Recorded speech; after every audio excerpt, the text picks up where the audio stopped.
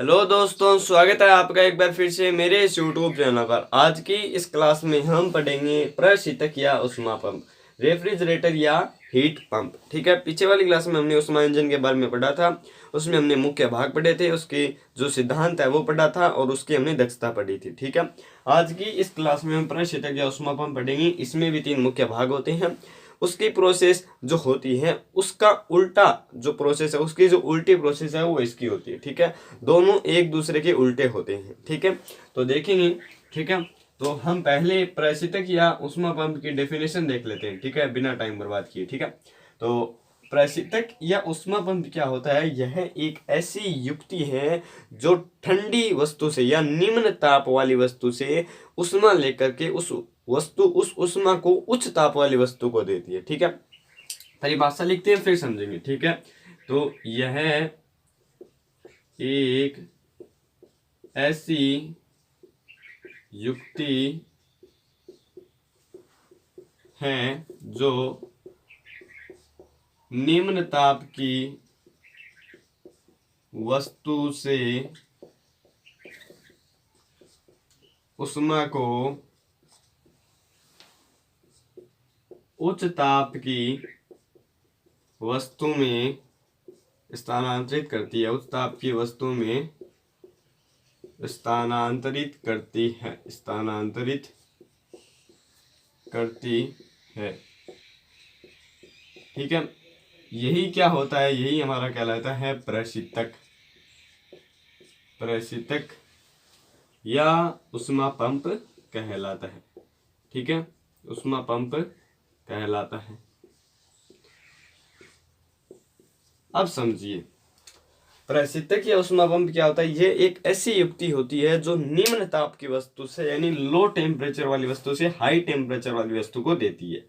एक low temperature की, एक हाई टेम्परेचर की है। प्रशीतक यहाँ पे कार्यरत है और प्रशीतक इस लो टेम्परेचर वाली वस्तु से टेम्परेचर को लेगा यानी हीट को लेगा और इस वस्तु यानी जो हाई टेम्परेचर वाली है उसको देगा। ठीक है, जैसे आपने आपके घर में रेफ्रिजरेटर होगा, बहुत ही अच्छा उदाहरण है वो। इसी की जो थ्योरी है उसी पर काम करता है। ठीक है, रेफ्रिजरेटर क्या करता है?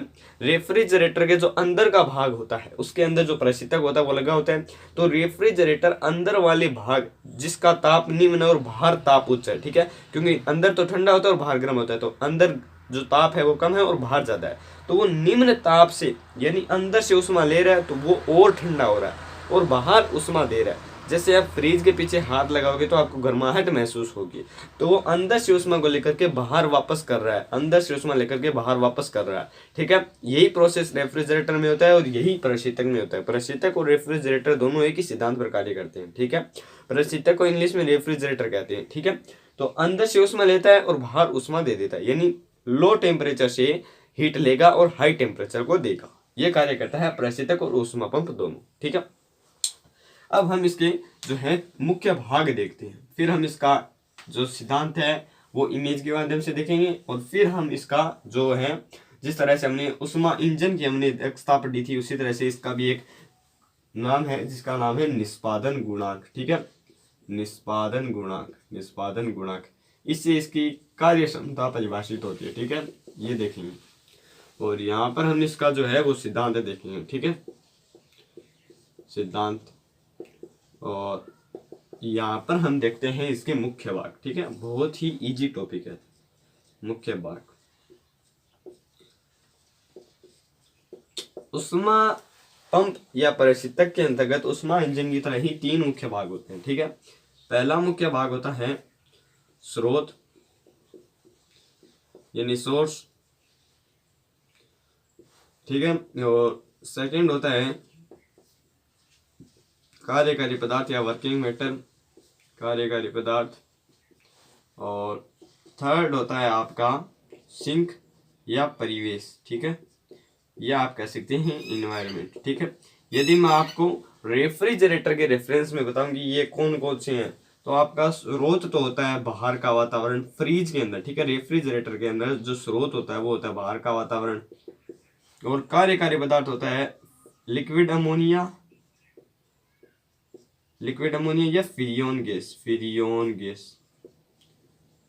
ये होती है फ्रिज के अंदर, और सिंक होता है अंदर का वातावरण। फ्रिज के जो अंदर का वातावरण होता है वो सिंक होता है, ठीक है, अंदर का वातावरण, ठीक है। अब इसको समझते हैं कैसे होता है। तो स्रोत, कार्यकारी पदार्थ और सिंक होता है, ठीक है। अब देखो, अब इसका सिद्धांत देखो, ये तीन मुख्य भाग होते हैं। इस पे जो है इसके द्वारा, अब देखो इसका जो सिद्धांत है वो इसके माध्यम से समझते हैं। तो जो ऊष्मा पंप या परिस्थितिक है वो सिंक से कुछ ऊष्मा लेता है, कार्यकारी पदार्थ पर बाहर से कार्य किया जाता है। ऊष्मा इंजन में वो कार्य कर रहा था, वो खुद कार्य कर रहा था, लेकिन परिस्थितिक या ऊष्मा पंप के अंदर कार्यकारी पदार्थ के ऊपर हमारे द्वारा कार्य किया जाता है। फ्रिज को इलेक्ट्रिक जो एनर्जी है वो प्रदान की जाती है और उसके द्वारा इसके ऊपर कार्य किया जाता है, यानी एमोनिया और फ्रियोन गैस के ऊपर कार्य किया जाता है, जिससे वो कुछ टेम्परेचर जो है हाई टेम्परेचर वाली वस्तु यानी परिवेश के बाहर मुक्त करता है। और स्रोत वह वस्तु होती है जिसके द्वारा जो रेफ्रिजरेटर है अपनी एनर्जी को मुक्त करता है या बाहर करता है, ठीक है, रिलीज करता है। तो स्रोत हो जाता है फ्रिज का बाहर का वातावरण, जैसे आप फ्रिज के पीछे हाथ ऐसे करोगे तो आपको गर्माहट महसूस होगी। और सिंक हो जाता है उसके अंदर का वातावरण, और कार्यकारी पदार्थ होता है फ्रिज के अंदर लिक्विड अमोनिया या फ्रियोन गैस। और बाहर से जैसे ही हम इलेक्ट्रिक एनर्जी उसे देते हैं तो इस कार्यकारी पदार्थ के ऊपर उसके द्वारा कार्य किया जाता है। कार्य करने पर कुछ बाहर चला जाता है और कुछ अंदर जो है कार्य करने लग जाता है, ठीक है। अब इसका सिद्धांत समझते हैं, ठीक है। जैसे इमेज के द्वारा हमने ऊष्मा पंप का, ऊष्मा इंजन का समझा था, ठीक है। और ये आप तो सेम वैसी उसी तरीके से ये T2 टेम्परेचर है और ये T1 टेम्परेचर है, ये आपका वर्किंग मीटर है, ठीक है। और इसका जो टेम्परेचर है वो हाई है, ठीक है, उच्च ताप वाली वस्तु है। और इसका टेम्परेचर जो है निम्न ताप वाली वस्तु है, इसलिए इसका टेम्परेचर निम्न है, या आप कह सकते हैं ठंडी है, ठीक है, ठंडा है, ठीक है। अब इसका सिद्धांत अलग है, ठीक है। ये मैंने कहा ना, ये निम्न ताप वाली वस्तु से ऊष्मा लेता है, तो इससे ये Q2 ऊष्मा लेगा और बाहर से इसके ऊपर कार्य किया जाएगा W। ऊष्मा इंजन में हमने ऐसे बनाया था एरो, W कार्य इसने किया था, जबकि परिस्थितिक ऊष्मा पंप के अंदर इसके ऊपर कार्य किया जाएगा किसके द्वारा, इलेक्ट्रिक एनर्जी के द्वारा। और कार्य करने के बाद ये कुछ ऊष्मा बाहर वापिस दे देता है उच्च ताप वाली वस्तु यानी इन्वायरमेंट को। तो Q2 ऊष्मा इसने ली, इसके ऊपर कुछ कार्य किया गया और इसने सारी की सारी ऊष्मा जो है वो बाहर कर दी। अब फ्रीज में देखिए कैसा होता है, फ्रीज का जो ये होता है सिंक, ये अंदर का वातावरण होता है। फ्रीज का जो सिंक होता है वो अंदर का वातावरण होता है। और कार्यकारी मैटर मैंने आपको पदार्थ आपको बता दिया, लिक्विड अमोनिया, लिक्विड और फ्रियोन गैस, ठीक है। और उच्च ताप वाली वस्तु होती है उसके बाहर का वातावरण या पीछे का जो हिस्सा होता है वो रेफ्रिजरेटर का सोर्स का काम करता है, ठीक है।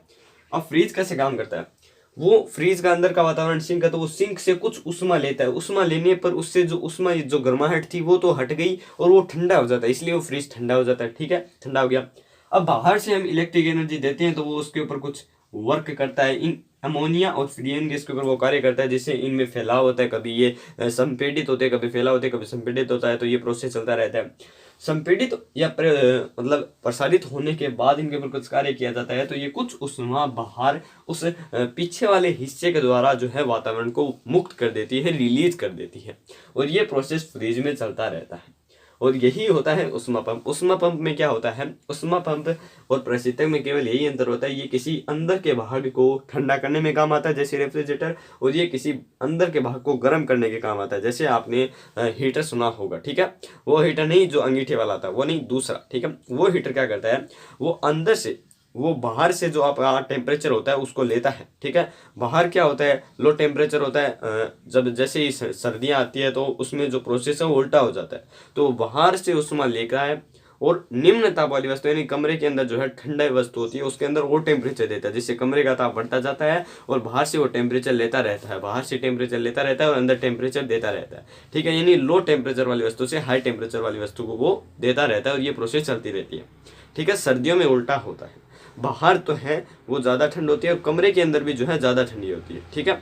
कमरा जो होता है वो थोड़ा सा जो है आपका क्या होता है, गर्म होता है, बाहर की तुलना में कमरा जो होता है वो थोड़ा सा गर्म होता है, तो वो लो टेम्परेचर वाली वस्तु से हाई टेम्परेचर वाली वस्तु को देता रहता है, जिससे ये और गर्म होती रहती है और वो और ठंडा होता रहता है बाहर, ठीक है। ये प्रोसेस चलती है सर्दियों में और ऊष्मा पंप के दौरान। तो ऊष्मा पंप और परिस्थितिक में दोनों में केवल यही अंतर होता है और इनमें कोई अंतर नहीं होता है, ठीक है। ये छोटा सा अंतर होता है परिस्थितिक और ऊष्मा पंप में, ठीक है। तो ये फ्रीज के रेफरेंस में हम समझ रहे थे, तो आपको ये समझ में आ गया होगा।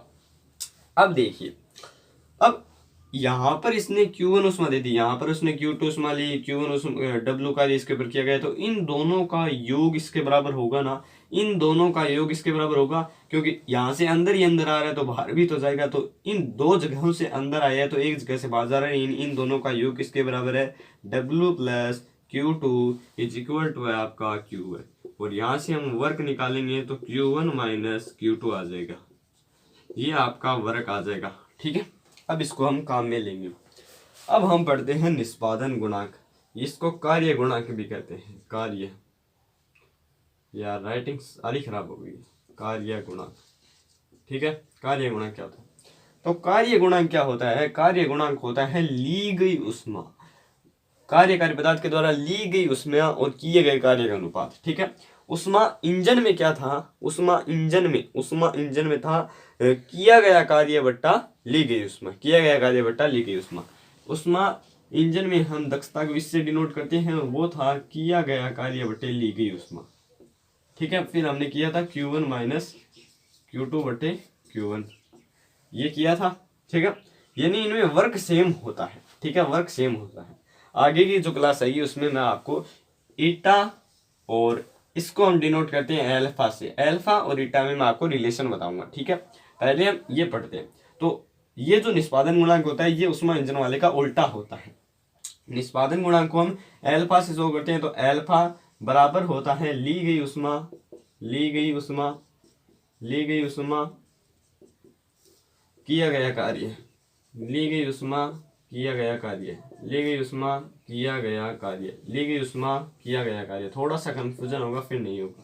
ठीक है, तो ली गई उष्मा किया गया कार्य, ली गई उष्मा किया गया कार्य, ली गई उष्मा किया गया कार्य, ये आपका होता है निष्पादन गुणांक। ठीक है, इन दोनों का अनुपात यहाँ का निष्पादन गुणांक होता है। तो ली गई उष्मा कितनी है, यहाँ से ये Q2 उष्मा ले रहा है, उसके अंदर हमने Q1 उष्मा इधर से ली थी, क्योंकि उसमें प्रक्रम उल्टा था, इसमें प्रक्रम इधर है। ठीक है, तो ली गई उष्मा कितनी है Q2, किया गया कार्य अब ये भी निकाला है Q1 माइनस Q2, तो ये आपका हो जाएगा निष्पादन गुणांक। ठीक है, अब यहाँ पर आप जरा देखो, यदि हम वर्क जो है वो 0 कर देते हैं, वर्क अगर 0 कर देते हैं तो यहाँ पर 0 आ जाएगा। ठीक है, ये एक स्पेशल केस है। ठीक है, स्पेशल केस है, बुक में अलग से लिख लेना, अपने नोटबुक में इसको अलग से लिख लेना, स्पेशल केस। ठीक है, यदि हम वर्क अगर 0 कर देते हैं तो एल्फा जो होता है वो इनफाइनाइट हो जाएगा, क्योंकि अगर किसी भी नंबर के नीचे अगर शून्य आ जाता है तो वो इनफाइनाइट होता है। ठीक है, तो यहाँ पर जो है, सॉरी, यहाँ पर नीचे 0 आ गया तो ये इनफिनाइट आ जाएगा, यानी इसका निष्पादन गुणांक कितना है, इनफाइनाइट है। तो यहाँ पर ये कौन सा प्रशीतक उष्मा पंप होगा, यहाँ पर ये होगा आइडल, जो कि कभी पॉसिबल नहीं होता है। उष्मा इंजन के अंदर जो है हमने ईटा जो है मैक्सिमम हमने देखा था वो 1 होता है। ठीक है, 1 से कम ही होता है, 1 वाला आइडल होता है, और निष्पादन गुणांक के अंदर जो है वो इनफाइनाइट वाला जो है वो आइडल होता है। और ऐसा कोई भी उष्मा पंप या प्रशीतक संभव नहीं है जो बिना वर्क के उष्मा को ले ले और उच्च ताप वाली वस्तु को दे दे। और यही आपका जो है सेकेंड लॉ ऑफ थर्मोडायनामिक्स है, जो हम आगे से आगे वाली क्लास में पढ़ेंगे। ठीक है, तो ये हमारा जो है सेकेंड लॉ ऑफ थर्मोडायनामिक्स में आएगा। अभी हम पढ़ रहे थे निष्पादन गुणांक और कार्य गुणांक। तो निष्पादन गुणांक और कार्य गुणांक क्या होता है, ये ली गई उष्मा और किए गए कार्य का अनुपात होती है, इसको हम अल्फा से डिनोट करते हैं। ली गई उष्मा हमने Q2 ले ली और किया गया कार्य हमारा ये रहा और बट्टे में रख दिया, तो Q2 बट्टा Q1 माइनस Q2। और वर्क अगर आपने 0 कर दिया तो जो आपका प्रशीतक होगा वो आपका आइडल होगा। ठीक है, और जो कि कभी पॉसिबल नहीं है, और उसकी जो क्षमता होगी, निष्पादन गुणांक होगी, वो इनफाइनाइट होगी। ठीक है, जो कि पॉसिबल नहीं है, और ये आएगा सेकेंड लॉ ऑफ थर्मोडायनामिक्स में। ठीक है, तो ये आपका था प्रशीतक या उष्मा पंप। अब एक बार हम फिर से रिवाइज कर लेते हैं और इसका सिद्धांत को हम थोड़ा सा विस्तारित रूप से देख लेते हैं। ठीक है, क्योंकि इंपॉर्टेंट टॉपिक है। ठीक है, क्लास 11th में ये एक इंपॉर्टेंट टॉपिक है, क्लास 11th में। ठीक है, बहुत ही ज़्यादा इंपॉर्टेंट टॉपिक है। ठीक है, तो अब हम रिवाइज कर लेते हैं एक बार। अब देखो, प्रशीतक या उष्मा पंप दोनों में अंतर मैंने आपको समझाया था। पहले हम इसका जो है डेफिनेशन देख लेते हैं एक बार फिर से। ठीक है, इसके द्वारा समझेंगे। यह एक ऐसी युक्ति है जो निम्न ताप की वस्तु, यानी निम्न ताप की वस्तु जिसका टेम्परेचर लो है, उससे ये हीट लेती है और उच्च ताप की वस्तु में स्थानांतरित करती है, यानी उच्च ताप वाली वस्तु को हीट दे देती है। इससे इसने हीट ली और वापस उच्च ताप वाली हीट इसने दे दी, उच्च ताप वाली वस्तु को हीट इसने दे दी, और वर्किंग ये करता है, इसके ऊपर कार्य किया जाता है। ये कार्य खुद कभी नहीं करता, इसके ऊपर कार्य किया जाता है। ठीक है। मुख्य भाग के अंदर हमने देखा स्रोत है, कार्यकारी पदार्थ है, सिंक है, वही उष्मा पंप वाले है। तो सिंक हो जाएगा ये निम्न ताप वाली वस्तु और कार्यकारी पदार्थ ये, और उच्च ताप वाली वस्तु हो जाएगी स्रोत। रेफ्रिजरेटर के अगर रेफरेंस में देखें तो उसके अंदर का वातावरण सिंक का कार्य करेगा, और उसके अंदर जो कार्यकारी पदार्थ होता है वो होता है लिक्विड अमोनिया या फ्रियोन गैस, और जो उसके पीछे का वातावरण होता है वो स्रोत का कार्य करता है। ठीक है। और उसके ऊपर इलेक्ट्रिक एनर्जी के द्वारा कार्य किया जाता है। जैसे इलेक्ट्रिक एनर्जी द्वारा कार्य किया जाता है तो वो अंदर से उष्मा लेता है, यानी अंदर वाली वस्तु और ठंडी होती रहती है, तभी तो फ्रिज के अंदर का वातावरण ठंडा होता रहता है, और ठंडा होता रहता है, और ठंडा होता रहता है, और वो कुछ उष्मा बाहर जो है उसके ऊपर जैसे कार्य किया जाता है तो वो बाहर देता रहता है, इसीलिए फ्रिज के पीछे का वातावरण जो है वो गर्म होता है। ठीक है। और उष्मा पंप जो है वो किसी भी अंदर की वस्तु को गर्म करने में कार्य करता है, ये इन दोनों में अंतर होता है। ठीक है। तो ये मुख्य भाग हमने देख लिया, सिद्धांत। अब हम थोड़ा जो है किताब की भाषा देख लेते हैं। सिद्धांत में कह रखा है कि उष्मा पंप या प्रशीतक इस सिद्धांत पर कार्य करता है कि यह निम्न ताप वाली वस्तु से Q2 उष्मा लेता है और उसके ऊपर W कार्य किया जाता है, और यह कुछ उष्मा परिवेश में उच्च ताप वाली वस्तु यानी स्रोत के द्वारा Q1 उष्मा मुक्त कर देता है, और यही प्रोसेस वापस चलती रहती है। ये होता है सिद्धांत प्रशीतक या उष्मा पंप का। ठीक है। और ये जो निष्पादन गुणांक है ना, ये इम्पोर्टेंट टॉपिक है, और मैंने आपको इसमें भी चेताया था कि ईटा जो है ये बहुत इंपॉर्टेंट टॉपिक है। इसके अंतर्गत जो अल्फा है ये बहुत ही ज़्यादा इंपॉर्टेंट है। ठीक है। Very very. ठीक है। तो देखो निष्पादन गुणांक क्या होता है। निष्पादन गुणांक होता है ली गई उष्मा और किए गए कार्य का अनुपात, यानी Q2 बटा W। W हमने यहाँ पर फाइंड किया था Q1 माइनस Q2, तो Q2 बटा Q1 माइनस Q2 आ जाएगा। ठीक है। और यदि work is equal to 0 then जो आपका एल्फा होगा वो इक्वल हो जाएगा इनफाइनाइट के।